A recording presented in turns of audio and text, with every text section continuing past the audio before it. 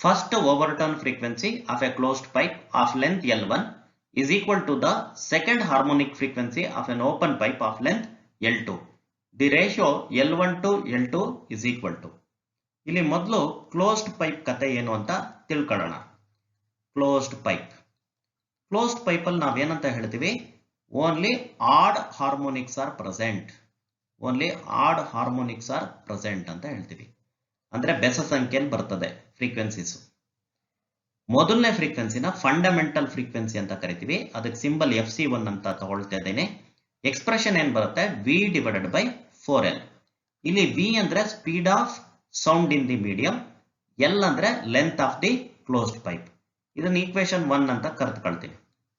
So next frequency ಏನ್ ಬರುತ್ತೆ, ಅದಕ್ಕೆ ಸಿಂಬಲ್ ನಾನು FC2 ಅಂತ ಕೊಡ್ತೀನಿ. ಇದೇನಾಗುತ್ತೆ, ಓನ್ಲಿ ಆಡ್ ಹಾರ್ಮೋನಿಕ್ಸ್ ಇರೋದ್ರಿಂದ 3 ಟೈಮ್ಸ್ ಇರಬೇಕು. ಫಂಡಮೆಂಟಲ್ ಫ್ರೀಕ್ವೆನ್ಸಿಯ 3 ಟೈಮ್ಸ್ ಇರಬೇಕು. ಸೊ ಇದಕ್ಕೆ ಏನೇನು ಹೆಸರಿದೆ ಅದನ್ನು ತಿಳ್ಕೊಳ್ಳೋಣ. ಒಂದ್ ಹೆಸರು ಏನಂತ ಕೊಡ್ತೀವಿ ನಾವು ಇದನ್ನ, frequency of second mode. Frequency of second mode. ಈ ಹೆಸರು ಏನಕ್ಕೆ ಬಂತು ಅಂದ್ರೆ, ಫಂಡಮೆಂಟಲ್ ಫ್ರೀಕ್ವೆನ್ಸಿನ ಕೆಲವೊಮ್ಮೆ ನಾವು ಫ್ರೀಕ್ವೆನ್ಸಿ ಆಫ್ ಫಸ್ಟ್ ಮೋಡ್ ಅಂತ ಕರಿತೀವಿ. Frequency of first mode. So ನಂತರದ್ದು ಸೆಕೆಂಡ್ ಮೋಡ್ ಆಗ್ಬೇಕು ತಾನೆ, ಹಾಗಾಗಿ ಅದನ್ನ ಫ್ರೀಕ್ವೆನ್ಸಿ ಆಫ್ ಸೆಕೆಂಡ್ ಮೋಡ್ ಅಂತ ಕರಿತೀವಿ. ಇನ್ನೊಂದು ಹೆಸರು ಏನಿದೆ ಇದಕ್ಕೆ ಅಂದ್ರೆ ಥರ್ಡ್ ಹಾರ್ಮೋನಿಕ್. ಇನ್ನೊಂದು ಹೆಸರು ಏನಿದೆ, ಥರ್ಡ್ ಹಾರ್ಮೋನಿಕ್. ಈ ಹೆಸರು ಏನಕ್ಕೆ ಬಂತು, ನಾವು ಫಂಡಮೆಂಟಲ್ ಫ್ರೀಕ್ವೆನ್ಸಿನ ಫಸ್ಟ್ ಹಾರ್ಮೋನಿಕ್ ಅಂತ ಕರಿತೀವಿ, ಅಂದ್ರೆ ಮೊದಲನೇದಿದು ಅಂತ. ಸೊ ಅದರ 3ರಷ್ಟು ಇರೋದ್ರಿಂದ ಇಲ್ಲಿ ನಾನು ಥರ್ಡ್ ಹಾರ್ಮೋನಿಕ್ ಅಂತ ಕರೆದುಕೊಂಡೆ. ಸೊ ಇನ್ನೊಂದು ಹೆಸರು ಇದಕ್ಕೆ ಏನಿದೆ ಅಂದ್ರೆ ಫಸ್ಟ್ ಓವರ್ ಟೋನ್ ಅಂತ ಕರಿತೀವಿ. First over tone. ಸೊ ಇದು ಯಾಕೆ ಈ ತರ ಹೆಸರು ಕರಿತೀವಿ ಅಂದ್ರೆ, ಫಂಡಮೆಂಟಲ್ ಫ್ರೀಕ್ವೆನ್ಸಿನ ನಾವು ಟೋನ್ ಅಂತ ಕರೆಯುವ ಅಭ್ಯಾಸ ಇದೆ. ಸೊ ನೆಕ್ಸ್ಟ್ ಬರೋದೆಲ್ಲ ಓವರ್ ಟೋನ್ಸ್ ಆಗುತ್ತೆ. ಓವರ್ ಟೋನ್ ನಲ್ಲಿ ಇದು ಮೊದಲನೇದು, ಹಾಗಾಗಿ ಫಸ್ಟ್ ಓವರ್ ಟೋನ್. ಇದು ಹೀಗೆ ಮುಂದುವರಿಯುತ್ತೆ. ಸೊ 1 ಟೈಮ್ ಇತ್ತು, ಇಲ್ಲಿ 3 ಟೈಮ್ ಆಗಿದೆ, ನೆಕ್ಸ್ಟ್ 5 ಟೈಮ್ ಆಗ್ಬೇಕು. ಅಂದ್ರೆ FC3 ಏನ್ ಫಾರ್ಮುಲಾ ಬಂತು, 5V/4L. ನಿಮ್ಗೆ ಈಗಾಗಲೇ ಇದಕ್ಕೆ ಏನೇನು ಕರಿಬಹುದು ಅಂತ ಗೊತ್ತಾಗಿರ್ಬೋದು. ಮತ್ತೊಮ್ಮೆ ಹೇಳ್ತಾ ಇದ್ದೀನಿ ನಾನು, frequency of third mode. Frequency of third mode. ಇನ್ನೊಂದು ಹೆಸರು ಏನಾಗುತ್ತೆ, ಫಿಫ್ತ್ ಹಾರ್ಮೋನಿಕ್.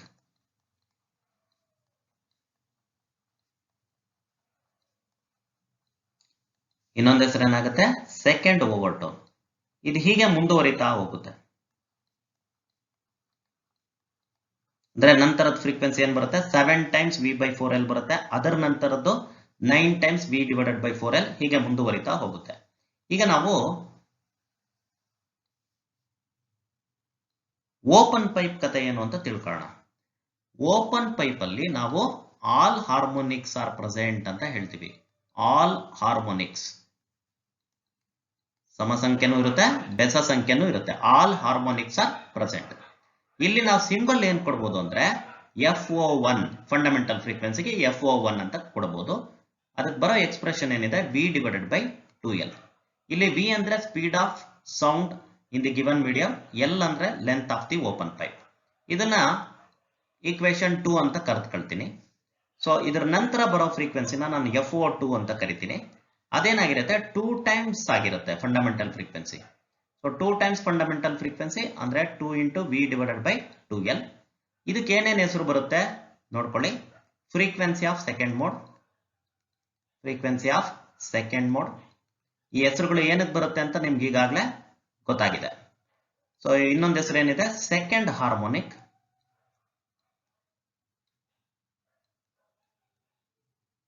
ಇನ್ನೊಂದು ಹೆಸರು ಏನಿದೆ, first over tone. First over tone. ಅದರ ನಂತರದ್ದೇನಿದೆ ಅದನ್ನ FO3 ಅಂತ ಸಿಂಬಲ್ ಕೊಡ್ತೀವಿ. ನಾನು ಆಗ್ಲೇ ಹೇಳಿದೆ ಆಲ್ ಹಾರ್ಮೋನಿಕ್ಸ್ ಪ್ರೆಸೆಂಟ್, ಹಾಗಾಗಿ 2 ಟೈಮ್ಸ್ ಫಂಡಮೆಂಟಲ್ ಫ್ರೀಕ್ವೆನ್ಸಿ ಇತ್ತು, ನೆಕ್ಸ್ಟ್ 3 ಟೈಮ್ಸ್ ಫಂಡಮೆಂಟಲ್ ಫ್ರೀಕ್ವೆನ್ಸಿ ಆಗಬೇಕು. ಅದರ ನಂತರದ್ದು 4 ಟೈಮ್ಸ್ ಫಂಡಮೆಂಟಲ್ ಫ್ರೀಕ್ವೆನ್ಸಿ ಆಗಬೇಕು. ಇದು ಹೀಗೆ ಮುಂದುವರಿತಾ ಹೋಗುತ್ತೆ. ಸೊ ಇದಕ್ಕೆ ಏನೇನು ಹೆಸರಿದೆ ಮತ್ತೊಂದ್ಸತಿ ನೋಡ್ಕೊಳ್ಳಿ. Frequency of third mode. ನೀವು ಈಗಾಗಲೇ ಗೆಸ್ ಮಾಡೋದಕ್ಕೆ ಶುರು ಮಾಡಿರ್ಬೇಕು ಏನೇನು ಹೆಸರು ಬರುತ್ತೆ ಅಂತೇಳಿ. Frequency of third mode. ಆಮೇಲೆ ಥರ್ಡ್ ಹಾರ್ಮೋನಿಕ್. ಆಮೇಲೆ ಇನ್ನೊಂದು ಹೆಸರೇನಿರ್ಬೋದು, ಸೆಕೆಂಡ್ ಓವರ್ ಟೋನ್.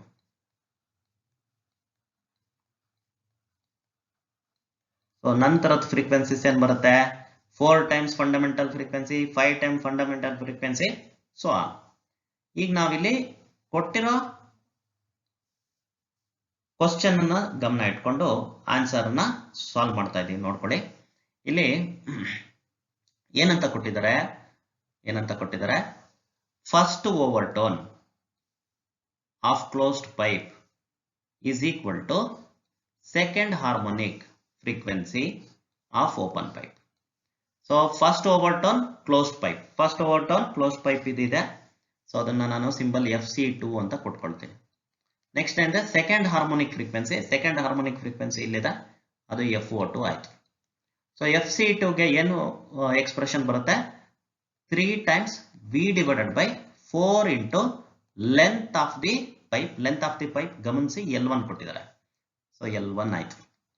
ಸೊ ಇದು FO2 ಗೆ ಏನ್ ಬರುತ್ತೆ 2 times V divided by 2 times length of the open pipe ನ L2 ಅಂತ ಕೊಟ್ಟಿದ್ದಾರೆ, ಹಾಗಾಗಿ L2 ಬರೀಬೇಕು.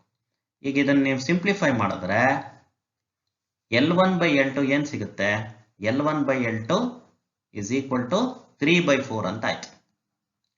ಸೊ ಹಾಗಾಗಿ ಆಪ್ಷನ್ ಎ ಸರಿಯಾದ ಆಯ್ಕೆ ಆಯ್ತು. The resistance R is equal to V by I, where V equals 100 plus or minus 5 volt and I equals 10 plus or minus 0.2 ampere. The percentage error in R is. So percentage error ನಾವು ಹೇಗೆ ಕಂಡುಹಿಡಿತೀವಿ, ಮೊದಲು relative error ನ ತಗೊಳ್ತೀವಿ ನಾವು. Relative error in R is equal to 1 time relative error in voltage plus 1 time relative error in current. ಯಾಕೆ 1 time ಬರ್ತಾ ಇದೆ ಅಂದ್ರೆ ವೋಲ್ಟೇಜ್ಗೆ, ಬಿಕಾಸ್ ವೋಲ್ಟೇಜ್ ಇನ್ ಪವರ್ 1 ಇದೆ. ಕರೆಂಟಿಗೆ ಯಾಕೆ 1 ಟೈಮ್ ಬರ್ತಾ ಇದೆ, ಕರೆಂಟಿಗೆ ಕೂಡ ಪವರ್ 1 ಇದೆ. ಸೊ ಇಲ್ಲಿ ಡೆಲ್ಟಾ ವಿ ಅಂದ್ರೇನು, ವೋಲ್ಟೇಜ್ಗೆ ಅದು ಪ್ಲಸ್ ಆರ್ ಮೈನಸ್ 5 ಇದೆ. ಸೊ ಹಾಗಾಗಿ 5 ಆಯ್ತು. ಡಿವೈಡೆಡ್ ಬೈ ಒರಿಜಿನಲ್ ವೋಲ್ಟೇಜ್ ಏನಿದೆ ಅದು 100 ಆಯ್ತು. So it is 5 divided by 100 plus delta I. So change in current ಎಷ್ಟು ಆಗ್ಬೋದು, ಮ್ಯಾಕ್ಸಿಮಮ್ 0.2 ಆಗ್ಬೋದು. ಸೊ ಹಾಗಾಗಿ 0.2 ಡಿವೈಡೆಡ್ ಬೈ ಒರಿಜಿನಲ್ ಅಥವಾ ಟ್ರೂ ವ್ಯಾಲ್ಯೂ ಏನಿದೆ 10 ಆಂಪಿಯರ್ ಇದೆ. So divided by 10. ಇದು ರಿಲೇಟಿವ್ ಎರರ್ ಅಂತ ಕರಿತೀವಿ. ಇದಕ್ಕೆ ಇಂಟು 100 ಮಾಡಿದ್ರೆ ನನಗೆ ಪರ್ಸೆಂಟೇಜ್ ಎರರ್ ಸಿಗುತ್ತೆ. ಸೊ 5/100 ಇಂಟು 100 ಎಷ್ಟಾಯ್ತು 5%. ಪ್ಲಸ್ 0.2 ಡಿವೈಡೆಡ್ ಬೈ 10 ಇಂಟು 100 ಎಷ್ಟಾಯ್ತು 2% ಆಯ್ತು.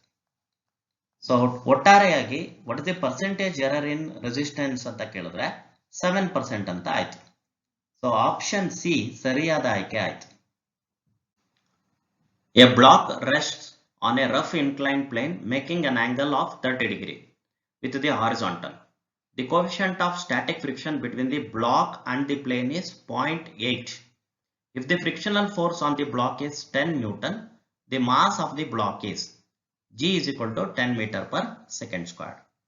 So ಇಲ್ಲಿ ನಮಗೆ ರಫ್ ಇನ್ಕ್ಲೈನ್ ಪ್ಲೇನ್ ಒಂದಿದೆ, ಅದು ಹಾರಿಜಾಂಟಲ್ ಜೊತೆಗೆ ಎಷ್ಟು ಆಂಗಲ್ ಮಾಡ್ತಾ ಇದೆ ಅಂತ ಕೊಟ್ಟಿದ್ದಾರೆ 30 degree. ಇದ್ರ ಮೇಲೆ ಒಂದು ಬ್ಲಾಕ್ ಇದೆ.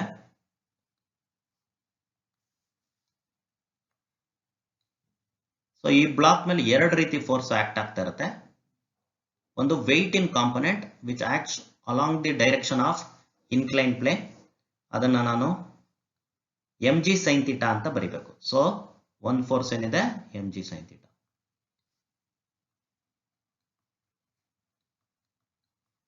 ಇನ್ನೊಂದು ಫೋರ್ಸ್ ಏನಿದೆ ಅದು ಫ್ರಿಕ್ಷನಲ್ ಫೋರ್ಸ್ ಆಗಿರುತ್ತೆ. ಇನ್ನೊಂದು ಫೋರ್ಸ್ ಏನಾಗಿರುತ್ತೆ ಫ್ರಿಕ್ಷನಲ್ ಫೋರ್ಸ್, ರೈಟ್. ಸೊ ಈಗ ಫ್ರಿಕ್ಷನಲ್ ಫೋರ್ಸ್ ಮ್ಯಾಕ್ಸಿಮಮ್ ಎಷ್ಟು ಇರಕ್ ಸಾಧ್ಯ ಅದನ್ನ ನಾವು ಲಿಮಿಟಿಂಗ್ ಫ್ರಿಕ್ಷನ್ ಅಂತ ಕರಿತೀವಿ. ಸೊ ಆ ಲಿಮಿಟಿಂಗ್ ಫ್ರಿಕ್ಷನ್ ಏನಿದೆ ಅದಕ್ಕೆ ಫಾರ್ಮುಲಾ ಏನು mu M G cos theta. So mu M G cos theta ಇದನ್ನ ಸಬ್ಸ್ಟಿಟ್ಯೂಟ್ ಮಾಡಿ ಸಾಲ್ವ್ ಮಾಡೋಣ ಎಷ್ಟು ಬರಬಹುದು ಅಂತೇಳಿ. 0.8 ಅಂತ ಕೊಟ್ಟಿದ್ದಾರೆ ಮ್ಯೂ ವ್ಯಾಲ್ಯೂನ. ಎಂ ನಾವು ಕಂಡುಹಿಡಿಬೇಕಾಗಿದೆ.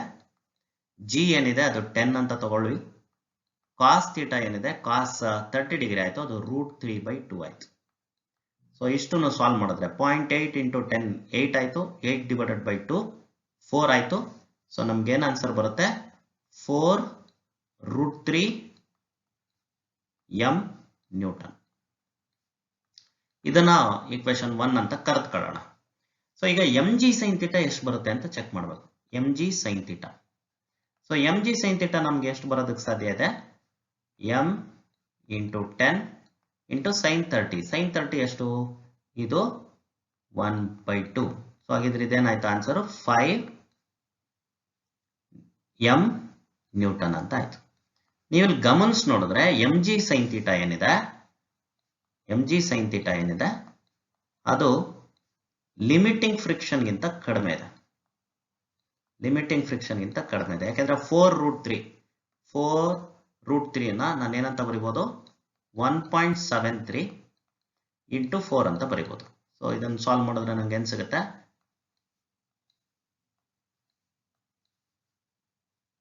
ಇದು 10.92 ಅಂತ ಸಿಗುತ್ತೆ. ಅಂದ್ರೆ ಇಲ್ಲೇನಾಯ್ತು 10.92 M newton. Okay, so 10.92 M newton ಆಯ್ತು. So M G sine theta ಅದಕ್ಕಿಂತ ಕಡಿಮೆ ಇದೆ, 5 ಎಂ ನ್ಯೂಟನ್ ಅಂತ ಆಯ್ತು. ಸೊ ಇಲ್ಲಿ ಯಾಕೆ ಇದನ್ನು ಹೇಳ್ತಾ ಇದ್ದೀನಿ ಅಂದ್ರೆ ಫ್ರಿಕ್ಷನಲ್ ಫೋರ್ಸ್ ಯಾವತ್ತೂ ಅಪ್ಲೈಡ್ ಫೋರ್ಸ್ ಗಿಂತ ಜಾಸ್ತಿ ಇರೋದಕ್ಕೆ ಸಾಧ್ಯ ಇಲ್ಲ. ಫ್ರಿಕ್ಷನಲ್ ಫೋರ್ಸ್ ಏನಿದೆ ಅದು ಅಪ್ಲೈಡ್ ಫೋರ್ಸ್ ಗಿಂತ ಜಾಸ್ತಿ ಇರೋದಕ್ಕೆ ಸಾಧ್ಯ ಇಲ್ಲ. So what is the applied force? ಇಲ್ಲಿ ಎಂ ಜಿ ಸೈನ್ ಥೀಟಾ. ಹಾಗಾಗಿ ಈ ಕೇಸಲ್ಲಿ ನಾನು ಫ್ರಿಕ್ಷನಲ್ ಫೋರ್ಸ್ ನ ಏನಂತ ಬರ್ಕೊಳ್ಬೇಕು? M G sine theta is equal to frictional force. ಯಾಕೆಂದ್ರೆ M G sine theta limiting friction ಗಿಂತ ಕಡಿಮೆ ಇದೆ. ಬಟ್ ಅವ್ರು ಕೊಟ್ಬಿಟ್ಟಿದ್ದಾರೆ ಏನಂತ? ಫ್ರಿಕ್ಷನಲ್ ಫೋರ್ಸ್ 10 ನ್ಯೂಟನ್ ಇದೆ ಅಂತ ಕೊಟ್ಬಿಟ್ಟಿದ್ದಾರೆ. ಸೊ ಅದನ್ನ ತಗೊಳ್ತಾ ಇದ್ದೀನಿ ನಾನಿಲ್ಲಿ. ಸೊ ಈಗ ನಾನು ಸಿಂಪ್ಲಿಫೈ ಮಾಡಬೇಕು. M into 10 into 1/2 is equal to 10 ಅಂತ ಆಯ್ತು. ಇದನ್ನು ಸಿಂಪ್ಲಿಫೈ ಮಾಡಿ ನೋಡಿ, 10 ಕ್ಯಾನ್ಸಲ್ ಆಗುತ್ತೆ. 2 ಆ ಕಡೆಗೆ ಬಂದ್ರೆ ಎಂ ಇಸ್ ಈಕ್ವಲ್ ಟು 2 ಅಂತ ಆಯ್ತು. ಅಂದ್ರೆ ಮಾಸ್ ಆಫ್ ದಿ ಬ್ಲಾಕ್ ಏನಿದೆ ಈ ಕೇಸಲ್ಲಿ ಅದು 2 kg. ಆಪ್ಷನ್ ಬಿ ಸರಿಯಾದ ಆಯ್ಕೆ ಆಗಿದೆ. Two particles of masses m1 and m2 have equal kinetic energies. The ratio of their momenta is. ನಮಗೆಲ್ಲ ಕೈನೆಟಿಕ್ ಎನರ್ಜಿ ಎಕ್ಸ್ಪ್ರೆಷನ್ ಚೆನ್ನಾಗಿ ಗೊತ್ತಿದೆ. ಅದು half m v ಸ್ಕ್ವೇರ್. ಇಲ್ಲಿ m ಅಂದ್ರೆ mass of the body, v ಅಂದ್ರೆ ಸ್ಪೀಡ್ ಆಫ್ ದಿ ಬಾಡಿ. ಇದಕ್ಕೆ ನಾವು m ಇಂದ ಮಲ್ಟಿಪ್ಲೈ ಮಾಡಿ m ಇಂದ ಡಿವೈಡ್ ಮಾಡಿದ್ರೆ half m square v square divided by m ಅಂತ ಆಯ್ತು. ಇದನ್ನ ಇನ್ನೊಂದು ರೀತಿ ಬರ್ಕೊಳ್ಳೋದಾದ್ರೆ half m into V whole square divided by m ಅಂತ ಬರಿಬಹುದು.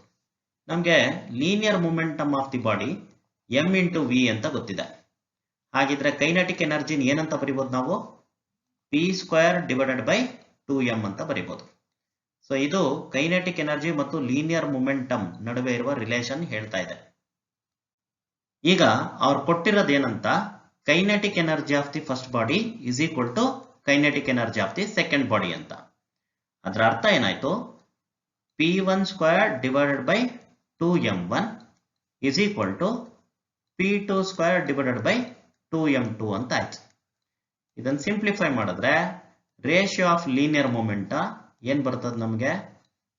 Root of m1 divided by root of m2. ಹಾಗಾಗಿ ಆಪ್ಷನ್ ಸಿ ಸರಿಯಾದ ಆಯ್ಕೆ. The pressure at the bottom of a liquid tank is not proportional to the pressure at the bottom of the liquid tank. ಏನಿದೆ ಅದಕ್ಕೆ ಯಾವ expression ಬರುತ್ತೆ ಅಂದ್ರೆ pressure at the open surface of the liquid plus pressure due to liquid column. Pressure due to liquid column ನ ನಾವು gauge pressure ಅಂತ ಕೂಡ ಕರಿತೀವಿ. ಈಗ ಪ್ರೆಷರ್ ಅಟ್ ದಿ ಸರ್ಫೇಸ್ ಏನಿದೆ ಅದು ಬಹಳಷ್ಟು ಬಾರಿ ಅಟ್ಮಾಸ್ಫಿರಿಕ್ ಪ್ರೆಷರ್ ಆಗಿರುತ್ತೆ. ಮತ್ತೆ ಗೇಜ್ ಪ್ರೆಷರ್ ಅಂದ್ರೆ h ರೋ ಜಿ ಅಂತ ಬರಿತೀವಿ. h ಅಂದ್ರೇನು? Height of the liquid column. Rho ಅಂದ್ರೇನು? Density of the liquid. G ಅಂದ್ರೇನು? Acceleration due to gravity. h ಮೇಲೆ ಡಿಪೆಂಡ್ ಆಗ್ತಾ ಇದೆ, ಆಕ್ಸಲರೇಷನ್ ಡ್ಯೂ ಟು ಗ್ರಾವಿಟಿ ಮೇಲೆ ಡಿಪೆಂಡ್ ಆಗ್ತಾ ಇದೆ, ಮತ್ತೆ ಡೆನ್ಸಿಟಿ ಆಫ್ ದಿ ಲಿಕ್ವಿಡ್ ಮೇಲೆ ಡಿಪೆಂಡ್ ಆಗ್ತಾ ಇದೆ. ಇಲ್ಲಿ ಕೇಳ್ತಿರೋದು ಯಾವ್ದ್ರ ಮೇಲೆ ಡಿಪೆಂಡ್ ಆಗ್ತಾ ಇಲ್ಲ ಅಂತ. ಹಾಗಾಗಿ ಎ, ಬಿ ಮತ್ತೆ ಸಿ ತಪ್ಪು ಆಯ್ಕೆಗಳಾಯ್ತು. ಏರಿಯಾ ನೋಡಿ, ಈ ಫಾರ್ಮುಲಾದಲ್ಲಿ ಎಲ್ಲೂ ಏರಿಯಾ ಅನ್ನೋದು ವರ್ಡ್ ಯೂಸ್ ಆಗಿಲ್ಲ. ಹಾಗಾಗಿ ಏರಿಯಾ ಮೇಲೆ ಡಿಪೆಂಡ್ ಆಗಲ್ಲ. ಸರಿಯಾದ ಆಯ್ಕೆ option D. A Carnot engine takes 300 calories of heat from a source at 500 Kelvin and rejects 150 calories of heat to the sink. The temperature of the sink is. ಮೊದಲು efficiency formula ಬರೆಯೋಣ. In terms of heat energy absorbed and heat energy rejected to the sink, ನಾವು efficiency ಹೇಳೋದಾದ್ರೆ 1 minus Q2 divided by Q1 ಅಂತ ಹೇಳ್ತೀವಿ. ಇಲ್ಲಿ Q2 ಅಂದ್ರೆ heat energy rejected to the sink, Q1 ಅಂದ್ರೆ heat energy absorbed by the source. ಇದನ್ನೇ temperature terms ಅಲ್ಲಿ ಹೇಳೋದಾದ್ರೆ ನಾವು 1 minus T2 divided by T1 ಅಂತ ಹೇಳ್ತೀವಿ. T2 ಅಂದ್ರೆ temperature of the sync, T1 ಅಂದ್ರೆ temperature of the source. So ಈಗ ನಾವು ಇವೆರಡನ್ನು ಕಂಪೇರ್ ಮಾಡಿ ಹೇಳೋದಾದ್ರೆ Q2 divided by Q1 is equal to T2 divided by T1 ಅಂತ ಬರಿಬಹುದು. ಸೊ ಇಲ್ಲಿ ಸಬ್ಸ್ಟಿಟ್ಯೂಟ್ ಮಾಡಿದ್ರೆ Q2 ನ 150 ಕ್ಯಾಲರಿ ಅಂತ ಕೊಟ್ಟಿದ್ದಾರೆ, Q1 ನ 300 ಕ್ಯಾಲರೀಸ್ ಅಂತ ಕೊಟ್ಟಿದ್ದಾರೆ. T2 ನಾವು ಕಂಡುಹಿಡಿಯಬೇಕಾಗಿದೆ, T1 ನ 500 ಕೆಲ್ವಿನ್ ಅಂತ ಕೊಟ್ಟಿದ್ದಾರೆ. ಸೊ ಇಲ್ಲಿ 150 1 ಟೈಮ್ಸ್ 150 2 ಟೈಮ್ಸ್. ಸೊ T2 ಗೆ ನಮಗೆ ಏನಂತ ಆನ್ಸರ್ ಗೊತ್ತಾಗುತ್ತೆ, 250 ಕೆಲ್ವಿನ್. ಸರಿಯಾದ ಆಯ್ಕೆ option B. Pressure of an ideal gas is increased by keeping temperature constant. The kinetic energy of the molecules. Ideal gas molecules na kinetic energy ಏನಿದೆ ಅದಕ್ಕೆ expression 3/2 kBT ಅಂತ ಇದೆ. ಇಲ್ಲಿ kB ಅಂದ್ರೆ ಬೋಲ್ಟ್ಜ್ಮನ್ ಕಾನ್ಸ್ಟೆಂಟ್, T ಅಂದ್ರೆ absolute temperature. So temperature constant ಇರೋದ್ರಿಂದ kinetic energy remains same. ಸರಿಯಾದ ಆಯ್ಕೆ option C.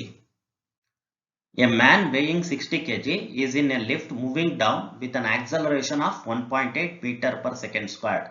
The force exerted by the floor on him is. ಇಲ್ಲಿ ಅಪರೆಂಟ್ ವೆಯ್ಟ್ ಕಾನ್ಸೆಪ್ಟ್ ನಾವು ಯೂಸ್ ಮಾಡಬೇಕಾಗುತ್ತೆ. ಲಿಫ್ಟ್ ಕೆಳಗಡೆಗೆ ಆಕ್ಸಲರೇಟ್ ಆಗ್ತಾ ಇರೋದ್ರಿಂದ ಅಪರೆಂಟ್ ವೆಯ್ಟ್ ನ ನಾವೇನಂತ ಬರಿತೀವಿ, m into g minus a. ಈಗ ಸಬ್ಸ್ಟಿಟ್ಯೂಟ್ ಮಾಡೋಣ. ಮಾಸ್ ನ 60 kg ಅಂತ ಕೊಟ್ಟಿದ್ದಾರೆ, g 9.8 metre per second square, a ನ ನಾವು 1.8 ಮೀಟರ್ ಪರ್ ಸೆಕೆಂಡ್ ಸ್ಕ್ವೇರ್ ತಗೋಬೇಕು. ಅಲ್ಲಿಗೆ ಎಷ್ಟು ಏನಾಯ್ತು, 60 into 8 ಆಯ್ತು. So apparent weight of the person ಏನಾಯ್ತು, 480 ನ್ಯೂಟನ್ ಅಂತ ಬಂತು. So weight of the person ಏನಿದೆ ಅದು ಡೌನ್ವರ್ಡ್ ಆಕ್ಟ್ ಆಗ್ತಾ ಇರುತ್ತೆ. ಅದಕ್ಕೆ ಈಕ್ವಲೆಂಟ್ ಆಗಿ ನಾರ್ಮಲ್ ರಿಯಾಕ್ಷನ್ ಎಕ್ಸರ್ಟ್ ಆಗುತ್ತೆ ಪರ್ಸನ್ ಮೇಲೆ. ಹಾಗಾಗಿ normal reaction exerted by the floor on him ಅನ್ನೋದೇನಾಯ್ತು, 480 ನ್ಯೂಟನ್.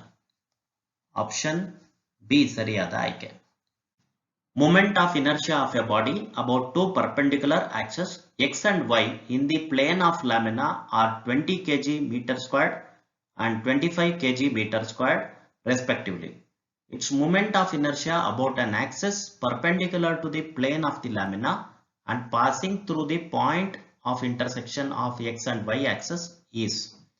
ಇದು ಪರ್ಪೆಂಡಿಕ್ಯುಲರ್ ಆಕ್ಸಿಸ್ ಥಿಯರಂ ಮೇಲೆ ಬೇಸ್ಡ್ ಆಗಿರತಕ್ಕಂತ ಕ್ವಶನ್. ಸೊ ಎಕ್ಸ್ ಆಕ್ಸಿಸ್ ಅಲ್ಲಿ ಮತ್ತು y ಆಕ್ಸಿಸ್ ಅಲ್ಲಿ ಮೂಮೆಂಟ್ ಆಫ್ ಇನರ್ಷಿಯಾ ಏನು ಅಂತ ಕೊಟ್ಬಿಟ್ಟಿದ್ದಾರೆ. ಎಕ್ಸ್ ಆಕ್ಸಿಸ್ ಅಲ್ಲಿ ಅದನ್ನ Ix ಅಂತ ಅನ್ಕೊಳ್ಳೋಣ. ವ್ಯಾಲ್ಯೂ ಎಷ್ಟಿದೆ, 20 kg metre square. y axis ಅಲ್ಲಿ ಅದನ್ನ ನಾವು Iy ಅಂತ ಕರೆಯೋಣ. ಮೂಮೆಂಟ್ ಆಫ್ ಇನರ್ಷಿಯಾನ ಎಷ್ಟು ವ್ಯಾಲ್ಯೂ ಕೊಟ್ಟಿದ್ದಾರೆ, 25 kg ಮೀಟರ್ ಸ್ಕ್ವೇರ್. ಸೊ ಈಗ ಅವ್ರು ಕೇಳ್ತಾ ಇರೋದು z ಆಕ್ಸಿಸ್ ಅಲ್ಲಿ ಎಷ್ಟಾಗುತ್ತೆ ಮೂಮೆಂಟ್ ಆಫ್ ಇನರ್ಷಿಯಾ ಅಂತ. ಸೊ ಅದು Iz ಅಂತ ಅನ್ಕೊಳ್ಳೋಣ. ಸೊ ನಮ್ಗೆ ಪರ್ಪೆಂಡಿಕ್ಯುಲರ್ ಆಕ್ಸಿಸ್ ಥಿಯರಂ ಏನಂತ ಹೇಳ್ಕೊಡುತ್ತೆ, Iz is equal to Ix plus Iy. So Ix 20 ಇದೆ, Iy 25 ಇದೆ. ಸೊ ಇವೆರಡು ಸೇರಿಸಿದ್ರೆ ನಮಗೆ 45 kg ಮೀಟರ್ ಸ್ಕ್ವೇರ್ಡ್ ಅಂತ ಬಂತು. ಹಾಗಾಗಿ ಸರಿಯಾದ ಆಯ್ಕೆ option B. Two wires A and B are stretched by the same load. If the area of cross section of wire A is double that of B, then the stress on B is. Stress ಗೆ general formula ಏನಿದೆ, stretching force divided by area. ಇಲ್ಲಿ ಎರಡೂ wire ನ same load ಇಂದ ನಾವು stretch ಮಾಡ್ತಾ ಇದೀವಿ. ಹಾಗಾಗಿ ಫೋರ್ಸ್ ಏನಿದೆ ಅದು ಕಾನ್ಸ್ಟೆಂಟ್ ಇದೆ. ಸೊ ಹಾಗಿದ್ರೆ ಸ್ಟ್ರೆಸ್ ನಾನು ಏನಂತ ಬರಿಬಹುದು, ಇನ್ವರ್ಸ್ಲಿ ಪ್ರಪೋರ್ಷನಲ್ ಟು ಏರಿಯಾ ಅಂತ ಬರಿಬಹುದು. ಇದರಿಂದ ನಮ್ಗೆ ಏನು ಮಾಹಿತಿ ಸಿಗುತ್ತೆ? Stress on B divided by stress on A is equal to area of A divided by area of B. ಇಲ್ಲಿ ಕೊಟ್ಟಿರೋ ಮಾಹಿತಿ ಏನಿದೆ? Area of A is double that of B. ಅದರ ಅರ್ಥ ಇದೇನಾಯ್ತು? 2 times A B is equal to A ಅಂತ.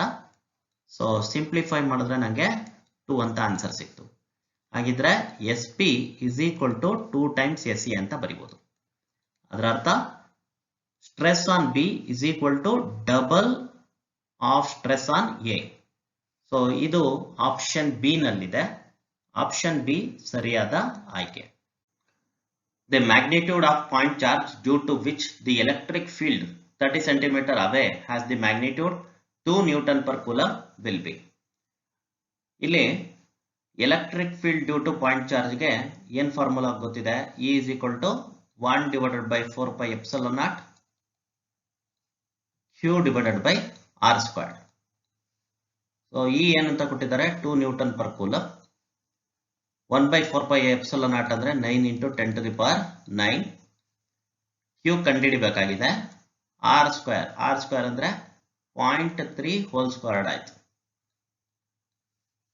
So ಈಗ ಇದನ್ನ ಸಿಂಪ್ಲಿಫೈ ಮಾಡಿ ನೋಡೋದಾದ್ರೆ ನಮಗೆ Q is equal to 2 into 10 to the power minus 11 coulomb ಅಂತ ಬರುತ್ತೆ. ಹಾಗಾಗಿ ಸರಿಯಾದ ಆಯ್ಕೆ option A. A mass of 1 kg carrying a charge of 2 coulomb is accelerated through a potential of 1 volt.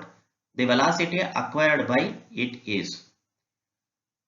Charged particle ನ ನಾವು ಆಕ್ಸಲರೇಟಿಂಗ್ ಪೊಟೆನ್ಷಿಯಲ್ ಮುಖಾಂತರ accelerate ಮಾಡಿದ್ರೆ ಅದಕ್ಕೆ ಬರುವ ಕೈನೆಟಿಕ್ ಎನರ್ಜಿಗೆ ನಮ್ಮ ಹತ್ರ ಈ ತರ ಫಾರ್ಮುಲಾ ಇದೆ. K is equal to charge into accelerating potential. Kinetic ಎನರ್ಜಿನ ನಾವು ಹಾಫ್ ಎಂ ವಿ ಸ್ಕ್ವೇರ್ಡ್ ಅಂತ ಬರೀಬಹುದು. ಎಂ ಅಂದ್ರೆ mass of the charged particle, V ಅಂದ್ರೆ speed of the charged particle. So ಈಗ ನಾವು ಸಬ್ಸ್ಟಿಟ್ಯೂಟ್ ಮಾಡ್ತಾ ಬರೋಣ. ಹಾಫ್ ಎಂ ನವರು 1 kg ಅಂತ ಕೊಟ್ಟಿದ್ದಾರೆ. ಸ್ಪೀಡ್ ನಾವು ಕ್ಯಾಲ್ಕುಲೇಟ್ ಮಾಡಬೇಕಾಗಿದೆ. ಕ್ಯೂ 2 ಕೂಲಂಬ್ ಅಂತ ಕೊಟ್ಟಿದ್ದಾರೆ. ಆಕ್ಸಲರೇಟಿಂಗ್ ಪೊಟೆನ್ಷಿಯಲ್ 1 ವೋಲ್ಟ್ ಅಂತ ಕೊಟ್ಟಿದ್ದಾರೆ. ಸೊ ಅಲ್ಲಿಗೆ ಏನಾಗುತ್ತೆ? ಇದು V square is equal to 4 ಅಂತ ಆಯ್ತು. ಹಾಗಿದ್ಮೇಲೆ ವಿ ಏನಾಯ್ತು? 2 ಮೀಟರ್ ಪರ್ ಸೆಕೆಂಡ್. ಸೊ ಸರಿಯಾದ ಆಯ್ಕೆ option B. The force of repulsion between two identical positive charges when kept with a separation r in air is F. Half the gap between the two charges is filled by a dielectric slab of dielectric constant equals 4. Then the new force of repulsion between those two charges becomes. ಇಲ್ಲಿ ಮೊದಲಿಗೆ ನಮಗೆ equivalent air medium ಅಂತ ಒಂದು concept ಬೇಕಾಗುತ್ತೆ. Equivalent air medium ಏನಿದ್ರ ಅರ್ಥ ಅಂದ್ರೆ ಕೊಟ್ಟಿರ್ತಕ್ಕಂತಹ ಮೀಡಿಯಂಗೆ ಎಷ್ಟು ಪ್ರಮಾಣದ ಏರ್ ಮೀಡಿಯಂನ ನಾನು ಬಳಸಿದ್ರೆ ನನಗೆ ಎರಡರಲ್ಲೂ ಸೇಮ್ ಫೋರ್ಸ್ ಬರುತ್ತೆ ಅಂತ. ಸೊ ಇದನ್ನು ತಿಳ್ಕೊಳ್ಳೋಕೆ ಒಂದು ಚಿಕ್ಕ ಡಿರೈವೇಶನ್ ಮಾಡೋಣ. ನನ್ನ ಹತ್ರ 2 ಚಾರ್ಜಸ್ ಇದೆ ಅಂತ ಇಟ್ಕೊಳ್ಳಿ.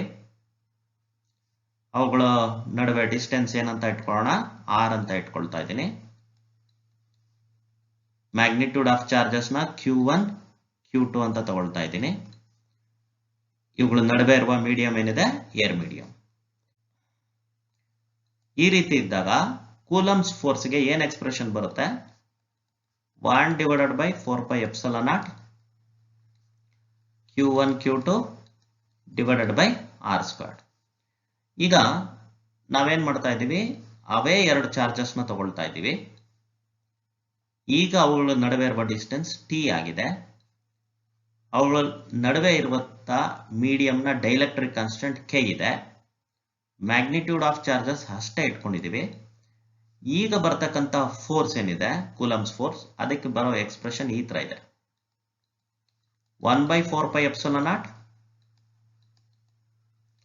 K Q1 Q2 divided by T squared. ಈಗ ಇವೆರಡೂ ಫೋರ್ಸಸ್ ಸೇಮ್ ಇದೆ ಅಂತ ಅನ್ಕೊಳ್ಳೋಣ. ಅವಾಗ ನಾವು ಸಾಲ್ವ್ ಮಾಡಿದ್ರೆ, ಇದನ್ನ ಸಿಂಪ್ಲಿಫೈ ಮಾಡಿದ್ರೆ, ಇವೆರಡು ಎಕ್ಸ್ಪ್ರೆಷನ್ ಇಟ್ಕೊಂಡು ಸಿಂಪ್ಲಿಫೈ ಮಾಡಿದ್ರೆ ನನಗೆ R is equal to root K T ಅಂತ ಸಿಗುತ್ತೆ. ಅಂದ್ರೆ ಈ ಮೀಡಿಯಂ ಏನ್ ನಾವು ಕನ್ಸಿಡರ್ ಮಾಡಿದ್ವಿ ಆ ಮೀಡಿಯಂಗೆ ಬದಲಾಗಿ ನನಗೆ ಎಷ್ಟು ಪ್ರಮಾಣದ ಏರ್ ಮೀಡಿಯಂನ ತಗೊಳ್ಬೇಕು ಅಂತ ಹೇಳ್ತಾ ಇದೆ. ಆವಾಗ ನಮಗೆ ಸೇಮ್ ಆನ್ಸರ್ ಬರುತ್ತೆ. ಸೊ ಯಾವುದೇ ಒಂದು ಮೀಡಿಯಂ ಇದ್ರು ಅದಕ್ಕೆ ಡೈಎಲೆಕ್ಟ್ರಿಕ್ ಕಾನ್ಸ್ಟೆಂಟ್ ಕೆ ಇದ್ದು ಅದರ ಥಿಕ್ನೆಸ್ ಟಿ ಇದ್ರೆ ಅದಕ್ಕೆ ಸರಿಯಾದಂತಹ ಆನ್ಸರ್ ಬರಬೇಕು ಅಂದ್ರೆ ಏರ್ ಮೀಡಿಯಂ ಎಷ್ಟು ತಗೊಳ್ಬೇಕು ನಾವು root of K into T. ಈಗ ಇದನ್ನೇ ನಾವು ಈ ಕೊಟ್ಟಿರೋ ನ್ಯೂಮರಿಕಲ್ಗೆ ಹೇಗೆ ಎಫೆಕ್ಟಿವ್ ಆಗಿ ಬಳಸ್ಕೊಳ್ತೀವಿ ನೋಡೋಣ ಬನ್ನಿ. ಈಗ ಇಲ್ಲಿ ಕೊಟ್ಟಿರೋ ನ್ಯೂಮರಿಕಲ್ ನ ಎರಡನೇ ಭಾಗದಲ್ಲಿ ಏನಿದೆ ನೋಡಿ, ನಮ್ಮ ಹತ್ರ ಎರಡು ಚಾರ್ಜಸ್ ಇದೆ, ಐಡೆಂಟಿಕಲ್ ಅಂತ ಕೊಟ್ಟಿದ್ದಾರೆ, ಹಾಗಾಗಿ ಕ್ಯೂ ಕ್ಯೂ ಅಂತ ತಗೊಂಡ್ಬಿಡ್ತೀನಿ. ಇವುಗಳ ನಡುವೆ ಇರತಕ್ಕಂಥ ಡಿಸ್ಟೆನ್ಸ್ ಏನಿದೆ ಅದು ಆರ್ ಅಂತ ಇದೆ. ಈಗ ಅರ್ಧ ಭಾಗದಷ್ಟು ನಮ್ಮ ಹತ್ರ ಬೇರೆ ಮೀಡಿಯಂ ಇದೆ, ಅರ್ಧ ಭಾಗದಷ್ಟು ಬೇರೆ ಮೀಡಿಯಂ ಇದೆ. ಸೊ ಇಲ್ಲಿ ಇಷ್ಟು ಭಾಗನ ನಾವು ಬೇರೆ ಡೈಎಲೆಕ್ಟ್ರಿಕ್ ಮೀಡಿಯಂ ಇಂದ ತುಂಬಿದ್ದೀವಿ. ಸೊ ಅದರ ಲೆಂತ್ ಎಷ್ಟು R/2, ಅದಕ್ಕೆ ಇರುವ ಡೈಎಲೆಕ್ಟ್ರಿಕ್ ಕಾನ್ಸ್ಟೆಂಟ್ ಎಷ್ಟು 4. ಈಗ ಕೂಲಂಬ್ಸ್ ಫೋರ್ಸಿನ ಫಾರ್ಮುಲಾ ನಾನು ಇಲ್ಲಿ ಯೂಸ್ ಮಾಡ್ತಾ ಇದ್ದೀನಿ. ಏನದು ಎಫ್ ಡ್ಯಾಶ್ ಅಂತ ತಗೊಳ್ತಾ ಇದ್ದೀನಿ. 1 divided by 4πε0 Q1 Q2 divided by air, ನಿಜವಾಗ್ಲೂ ಏರ್ ಮೀಡಿಯಂ ಎಷ್ಟಿದೆ ಅದು R/2 ಇದೆ. ಸೊ R/2 ಈ ಮಾಧ್ಯಮಕ್ಕೆ ನಾನು ಎಷ್ಟು ಏರ್ ಮೀಡಿಯಂನ ತಗೊಳ್ಬೇಕು, ಎಷ್ಟು ಏರ್ ಮೀಡಿಯಂ ತಗೊಳ್ಬೇಕು ನಮ್ಗಾಗ್ಲೇ ಗೊತ್ತಾಗಿದೆ.